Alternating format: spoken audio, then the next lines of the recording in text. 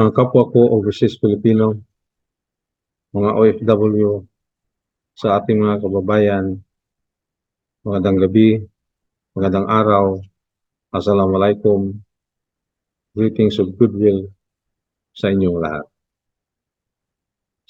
Sa araw na ito, kami po ng mga overseas Filipino na nasa Indonesia, na nakatira dito sa Indonesia, ay nais magbahagi sa aming mga reflection, sa aming mga iniisip, sa aming mga pananaw tungkol sa ICC or International Court or International Criminal Court.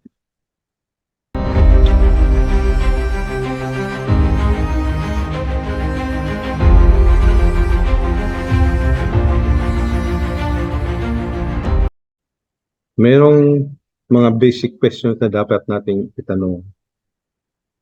At ito ay ang mga ICC ay nasa bansa na ba talaga? ICC nasa bansa na ba? ICC ba ang susi ng ating pagkakaisa? Ang ICC ba o bakit ang ICC ay inayawan ng ating mga karating bansa sa ASEAN? Ito po ang mga points na gusto nating talakayin sa araw na ito.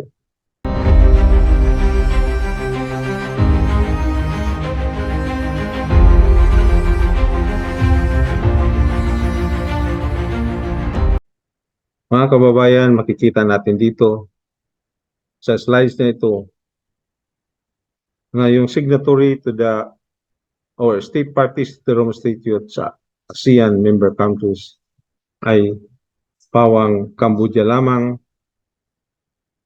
at saka Pilipinas, pero ang Pilipinas ay nag-withdraw na. So sa ngayon, only Cambodia is a party to the International Criminal Court. Maintindihan natin yung Cambodia dahil sa experience nila doon sa time ng Khmer Rouge, where there is a case of mass killing, there's a case of genocide. So nagkaroon ng mahabang trial because of that regime. So maintindihan natin bakit sila ay nag-ratify at naging parties to the Rome Statute. Sa atin naman, kung ihambing natin ang mga national interest ng ating karating bansa, kagaya ng Thailand, kagaya ng Vietnam, kagaya ng Indonesia, Singapore, at iba pa. Nangunguna yung kanilang national interest sa palagay ko, sa palagay namin dito sa Indonesia. Sa aming pag-aaral, yun ang naging pangunahing dahilan. National interest, sovereignty ay naging pangunahing dahilan bakit hindi sila naging state parties to the International Court or to the International Criminal Court.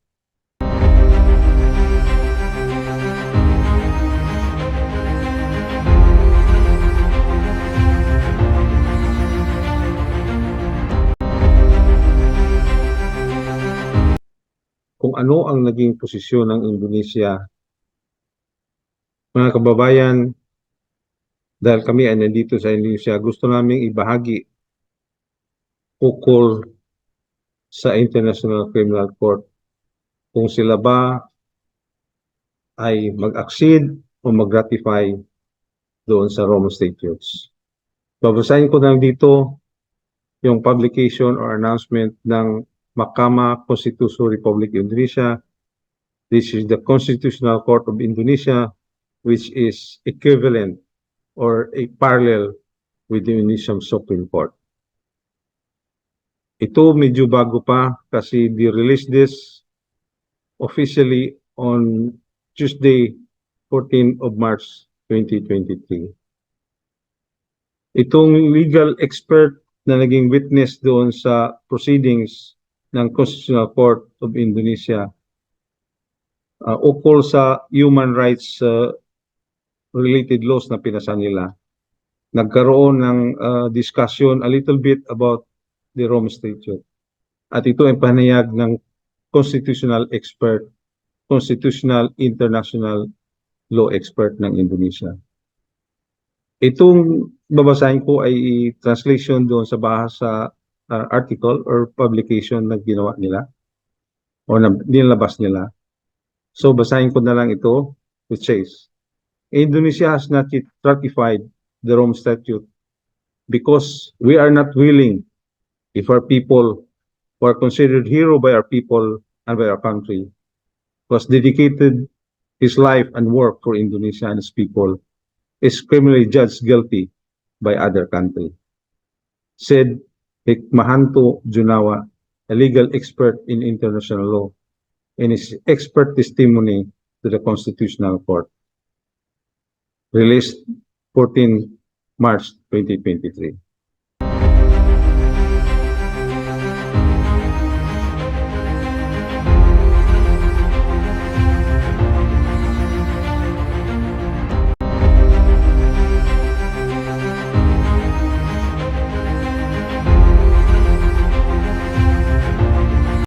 Mga kababayan, sa sunod na slide, gusto naming talakayin kung ano ba talaga